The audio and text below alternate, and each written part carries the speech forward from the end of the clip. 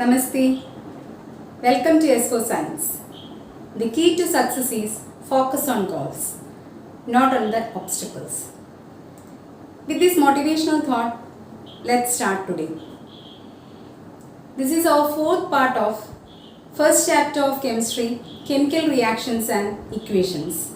In the last video, we learned about combination reactions and examples of combination reactions. Today, we are going to learn about decomposition reaction. Let us see what is decomposition reaction. Decomposition reaction is a reaction in which a single reactant breaks down into simpler products. Here, single reactant is very important. We have learned in combination reaction that a single product is formed from one or more reactants. There, single product was important. Here, single reactant is important. Because from a single reactant, we are getting one or more products. Now, there are three types of decomposition reaction. First one is thermal decomposition. Second one is electrolytic decomposition. And third one is photolytic decomposition. Here, in thermal decomposition, we heat the reactant to break down into simpler products. In electrolytic decomposition, we use electricity for breaking down the reactant. In photolytic decomposition, we use sunlight. Now, let us learn what is thermal decomposition. An activity 1.5 is given in your textbook which describes thermal decomposition. For that activity, we have to take ferrous sulfate crystals in a boiling tube and we have to heat the ferrous sulfate crystal using a Bunsen burner or spirit lamp. We can see a change in the color of ferrous sulfate crystals. The green color changed into a brown colored substance and that brown colored substance formed is ferric oxide, and also we can smell the odor of burning sulfur. Now let us see the reaction. In this activity, the ferrous sulfate crystals, when heated, changed into ferric oxide and sulfur dioxide and sulfur trioxide. Here, ferrous sulfate is in the solid form, formed ferric oxide also is in the solid form, and sulfur dioxide, sulfur trioxide are in the gaseous form. Now let us see the actual reaction. When we heat this green colored ferrous sulfate crystals, we get white colored ferrous sulfate. This white colored ferrous sulfate, on further heating, we get brown colored ferric oxide, and with that sulfur dioxide and sulfur trioxide is also produced. The green color of this ferrous sulfate crystal is due to the presence of 7 molecules of water of crystallization. The 7 molecule of water of crystallization is attached to 1 molecule of ferrous sulfate. When we heat this ferrous sulfate crystal, that is green colored ferrous sulfate crystal, it loses the water of crystallization and forms white colored ferrous sulfate crystals. On strongly heating this ferrous sulfate crystals, it will become ferric oxide, that is Fe2O3, and sulfur dioxide and sulfur trioxide gases are produced. അതായത് നമ്മളൊരു test ട്യൂബിലോ അല്ലെങ്കിൽ boiling ട്യൂബിലോ ferrous sulphate crystal എടുക്കുമ്പോൾ അതിൻ്റെ actual colour green ആയിരിക്കും. ആ green കളറുടെ ferrous sulphate ക്രിസ്റ്റൽസിനെ നമ്മൾ heat ചെയ്യുമ്പോൾ നമുക്ക് വൈറ്റ് കളറിലെ ഫെറസ് സൾഫേറ്റ് കിട്ടും. ഈ വൈറ്റ് കളറിലെ ഫെറസ് സൾഫേറ്റ് വീണ്ടും ഹീറ്റ് ചെയ്യുമ്പോൾ നമുക്ക് ഫെറിക് ഓക്സൈഡ് കിട്ടും, അതായത് Fe2O3. അതിനോടൊപ്പം തന്നെ സൾഫർ ഡയോക്സൈഡും സൾഫർ ട്രയോക്സൈഡ് ഗ്യാസസും പ്രൊഡ്യൂസ് ചെയ്യുന്നുണ്ട്. ഇവിടെ ഈ ഫെറസ് സൾഫേറ്റിന് ഈ ഗ്രീൻ കളർ കൊടുക്കുന്നത് ഈ 7 മോളിക്യൂൾസ് ഓഫ് വാട്ടർ ആണ്. നമ്മൾ ഈ ഗ്രീൻ കളറുടെ ഫെറസ് സൾഫേറ്റിനെ ഹീറ്റ് ചെയ്യുമ്പോൾ ഈ 7 molecules of water of crystallisation evaporate ചെയ്തു പോകും. പിന്നീട് നമുക്ക് കിട്ടുന്നത് വൈറ്റ് കളറിലുള്ള ഫെറസ് സൾഫേറ്റ് ആണ്. അതിനെയാണ് വീണ്ടും നമ്മൾ ഹീറ്റ് ചെയ്യുമ്പം ഫെറിക് ഓക്സൈഡായിട്ട് മാറുന്നത്. ആക്ച്വലി നമ്മൾ ഈ റിയാക്ഷനിലൂടെ നമ്മൾ ഒബ്സർവേഷനാണ് മനസ്സിലാക്കുന്നത്. ചേഞ്ച് ഇൻ കളർ, അതായത് ഗ്രീൻ കളറുടെ ഫെറസ് സൾഫേറ്റ് വൈറ്റ് കളറുടെ ഫെറസ് സൾഫേറ്റായി മാറി അതിനുശേഷം ബ്രൗൺ കളറായിട്ട് മാറി. ആക്ച്വലി നിങ്ങളോട് ferrous sulphate crystals ferric oxide ആവുന്നതിൻ്റെ ഒരു ബാലൻസ്ഡ് കെമിക്കൽ ഇക്വേഷൻ ചോദിക്കുകയാണെന്നുണ്ടെങ്കിൽ ഈ ഒരു ഇക്വേഷൻ എഴുതിയാൽ മതി. ഈ ഇക്വേഷൻ എഴുതണം എന്നില്ല. Now let us see the precautions that have to be taken during this activity. There are 3 precautions to be taken while doing this activity. First precaution is, do not point the mouth of the boiling tube to you and also not at your neighbor. If we consider this as the boiling tube, whenever we heat ferrosulfate crystals in this boiling tube, we have to tilt the boiling tube a little so that the gas coming out from this never enter our body, and also take care that it doesn't disturb our neighbors. Now the second precaution. Don't smell the gas directly, just waft. We should never smell a gas coming out from the boiling tube directly like this. We have to just waft it. Now the third precaution.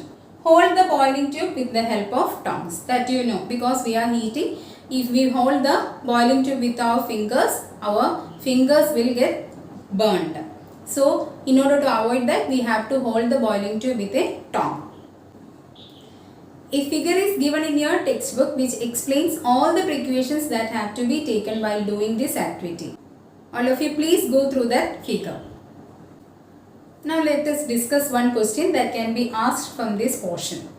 We will be given a statement such as, when a green colored iron salt is heated strongly, its color changes finally to brown and an odor of burning sulfur is produced. Based upon this statement, there will be 2 or 3 questions. First question may be, name the iron salt which is green in color. Second question may be, what is the brown color substance formed after heating? Or you will be asked to write the balanced chemical equation of the reaction in the above statement. So this activity is very important. Many questions are asked based upon this activity like we have discussed. Now let us see other examples. Now let us see another example for thermal decomposition. This is calcium carbonate. This calcium carbonate when heated gives calcium oxide and carbon dioxide. Here the produced calcium oxide is very important in manufacturing industries. This calcium oxide is used in cement industries. Now let's move on to our next reaction, that is lead nitrate, and your activity 1.6. In this activity, we have to take some lead nitrate powder in a boiling tube and we have to heat it. While heating, we can see brown fumes coming out from the test tube, and the brown fumes are due to nitrogen dioxide gas. Let us see how the reaction proceeds. Lead nitrate when heated, again I am telling you this triangle sign is for heating, or otherwise you have to write here heating since it is a thermal decomposition. We will get lead oxide and nitrogen dioxide and oxygen.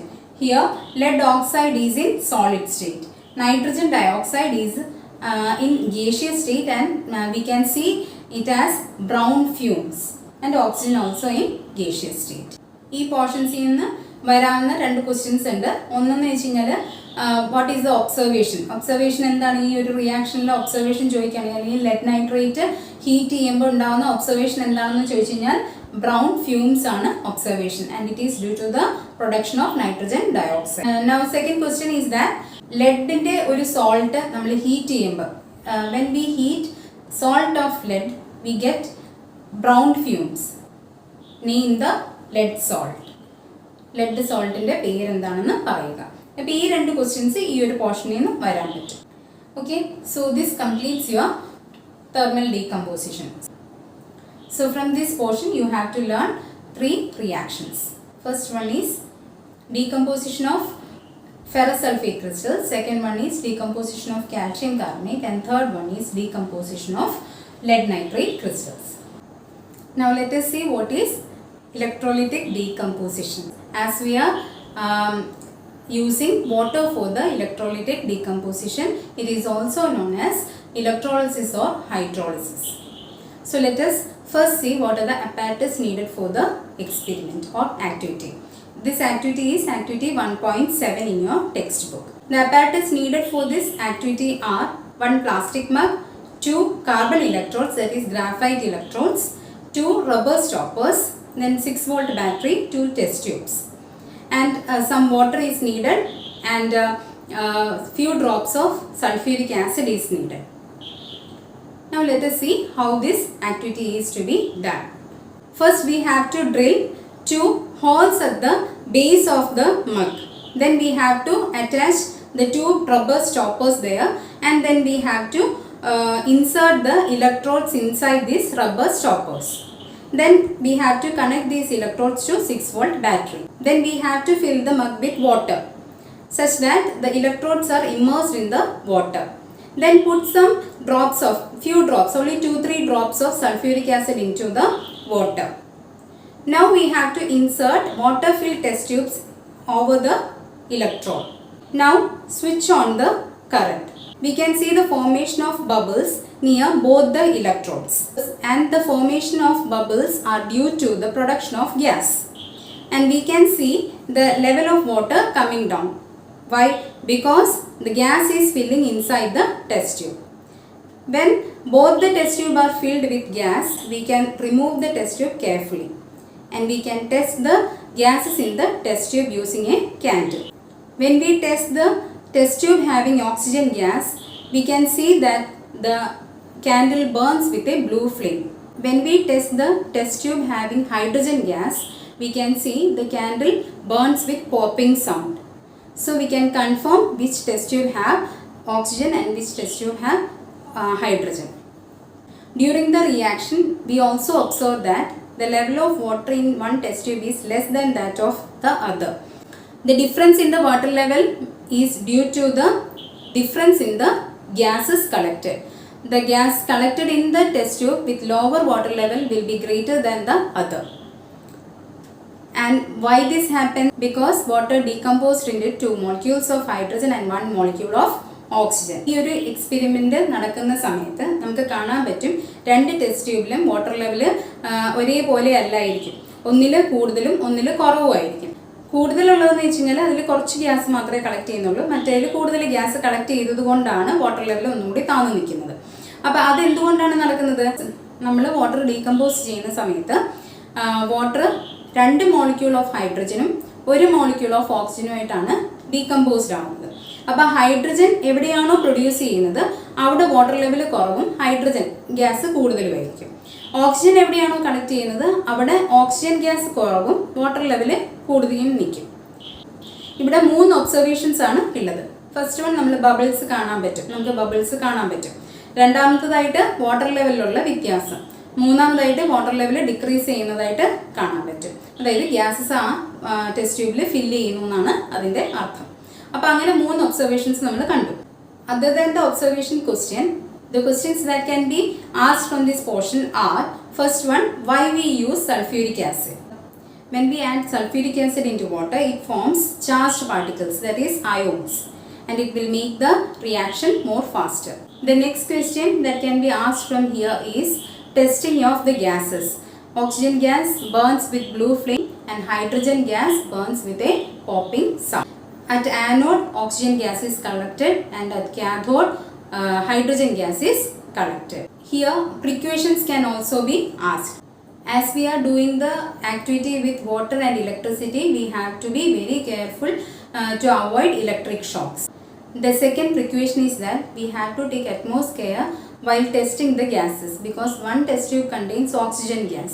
So while burning the oxygen gas burns faster. So we have to take care while burning the oxygen gas. എന്തുകൊണ്ടാണ് ഇതിനെ electrolytic decomposition എന്ന് പറയുന്നത്? ഇതിൽ ഇലക്ട്രിസിറ്റിയാണ് നമ്മൾ use ചെയ്യുന്നത്. Electricity use ചെയ്ത് വാട്ടറിനെ decompose ചെയ്ത് ഹൈഡ്രജനും ഓക്സിജനും ആക്കി മാറ്റുകയാണ്. അപ്പോൾ ഹൈഡ്രജനും ഓക്സിജനും ആക്കുമ്പോൾ നമ്മൾ കാണുന്ന ഒബ്സർവേഷൻസ് 3 ഒന്നെന്ന് വെച്ച് കഴിഞ്ഞാൽ ബബിൾസ് ഫോർമേഷൻ. ബബിൾസ് ഫോർമേഷൻ എന്തുകൊണ്ടാണ്? അവിടെ ഗ്യാസ് പ്രൊഡ്യൂസ് ചെയ്യുന്നുണ്ട്. ആ ഗ്യാസ് ഈ ടെസ്റ്റ് ട്യൂബിലോട്ട് കയറുമ്പോൾ വാട്ടർ ലെവലിൽ വ്യത്യാസം വരും. 2 ടെസ്റ്റ് ട്യൂബിലും ഗ്യാസ് കളക്ട് ചെയ്യപ്പെടുന്നുണ്ട്. അപ്പം ഗ്യാസ് കളക്ട് ചെയ്യപ്പെടുന്നതിൻ്റെ അടിസ്ഥാനത്തിൽ വാട്ടർ ലെവലിലും വ്യത്യാസം വരുന്നുണ്ട്. അപ്പോൾ ഈ ഒരു എക്സ്പെരിമെൻ്റ് എല്ലാവർക്കും മനസ്സിലായല്ലോ, അല്ലെ? ക്ലിയർ ആയിട്ട് തന്നെ മനസ്സിലായില്ലേ? ഇനി എന്തെങ്കിലും സംശയം ഉണ്ടെങ്കിൽ നിങ്ങൾക്ക് കമൻറ്റ് ബോക്സിൽ ചോദിക്കാം, ഞാൻ ആൻസർ തരുന്നതായിരിക്കും. Now, next decomposition reaction is photolytic decomposition reaction. In photolytic decomposition reaction, light is used for the decomposition process. For photolytic decomposition, there is an activity given in your textbook, that is activity 1.8. For this activity, we have to take some silver chloride in a china dish and we have to place the silver chloride under sunlight. The color of the silver chloride is white. After some times, we can see the color changes into grey, and this is due to the photolytic decomposition. Let us see the reaction. In this activity, silver chloride decompose with the help of sunlight into silver and chlorine. This chlorine is produced as gas. Same reaction takes place when silver bromide is also kept under sunlight. Silver bromide decomposes in the presence of sunlight into silver and bromine. These two reactions were used in black and white photography. So in decomposition reaction, whether it is thermal decomposition or electrolytic decomposition or photolytic decomposition, we need some energy for the reaction. Here the energy is absorbed during the reaction. So this reaction is known as endothermic reaction. Endothermic reactions are those reactions in which energy is absorbed. So a decomposition reaction is also endothermic reaction. Combination reaction was exothermic reaction where heat was produced during the reaction. Here in decomposition reaction, the heat is absorbed. That is why we can say it is an endothermic reaction. In decomposition reaction, whether it is thermal decomposition, electrolytic decomposition or photolytic decomposition, the reaction absorbs some energy. That is, the reactant absorbs some energy to decompose into product. അപ്പോൾ എല്ലാവർക്കും ഇത്രയും കാര്യങ്ങൾ മനസ്സിലായല്ലോ. ഇന്ന് നമ്മൾ പഠിച്ചത് decomposition reaction ആണ്. Decomposition reaction 3 ടൈപ്പിലുണ്ട്: തെർമൽ ഡീകമ്പോസിഷൻ, ഇലക്ട്രോലിറ്റിക് ഡീകമ്പോസിഷൻ, അതുപോലെ തന്നെ ഫോട്ടോലിറ്റിക് ഡീകമ്പോസിഷൻ.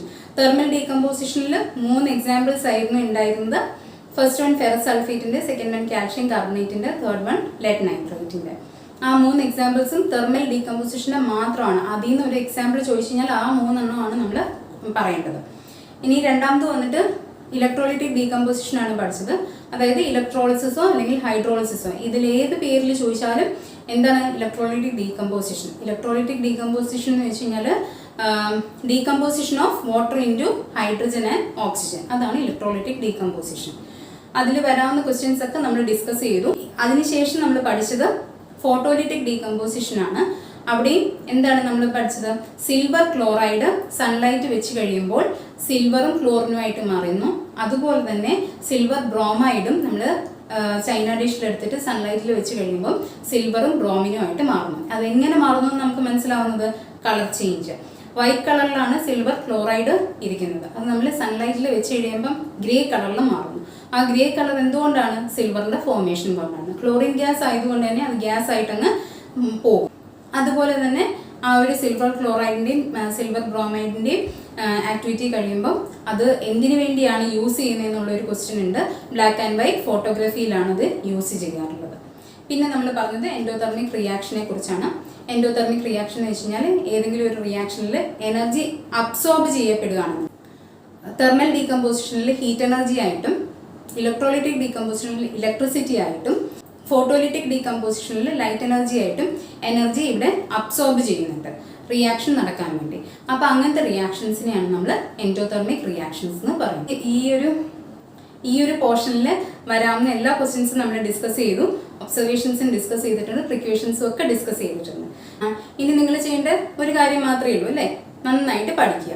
അപ്പോൾ ഈ വീഡിയോ 2-3 വട്ടമെങ്കിലും ഒന്ന് കാണണം. ഓരോ വട്ടം കാണുമ്പോഴും പറയുന്ന ഓരോ കാര്യങ്ങളും ശ്രദ്ധിച്ച് കേട്ടുകൊണ്ട് അത് നിങ്ങളുടെ ആ ഒരു ആക്ടിവിറ്റിയുടെ സൈഡിൽ എഴുതി വെക്കാൻ നോക്കുക. ഓരോ സെൻറ്റൻസ്, നിങ്ങളുടെ ടെക്സ്റ്റ് ബുക്കിൽ ഓരോ സെൻറ്റൻസും ഇമ്പോർട്ടൻ്റ് ആണ്. ആ ഓരോ സെൻറ്റൻസിൽ നിന്നും ക്വസ്റ്റ്യൻസ് ഉണ്ടാക്കാനായിട്ട് ശ്രമിക്കുക. ഈ വീഡിയോ കണ്ടതിന് ശേഷം നിങ്ങൾ നിങ്ങളുടെ ടെക്സ്റ്റ് ബുക്ക് വായിക്കുമ്പോൾ നിങ്ങൾക്ക് മനസ്സിലാകും. നിങ്ങളുടെ ടെക്സ്റ്റ് ബുക്കിനകത്തുള്ള ഓരോ സെൻറ്റൻസ് വൈസ് ആണ് ഞാൻ ഇതിനകത്ത് എക്സ്പ്ലെയിൻ ചെയ്തിട്ടുള്ളത്.